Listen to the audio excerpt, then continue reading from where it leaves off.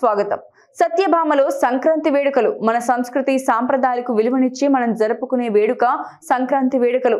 Satyabhama school అనపర్తిలో విద్యార్థులెంతో ఘనంగా ఆటపాటలతో, హరిదాసు కీర్తనలతో, భోగి మంటలతో, గొబ్బిళ్ల పూజలతో, చిన్నారుల భోగి పళ్ల వేడుకలతో, యువతీ యువకులు నృత్య విన్యాసాలతో, కోలాటాలతో, పతంగుల ఆటలతో ఎంతో ఉత్సాహంగా, అతి ఘనంగా, అత్యంత వైభవంగా జరిగాయి.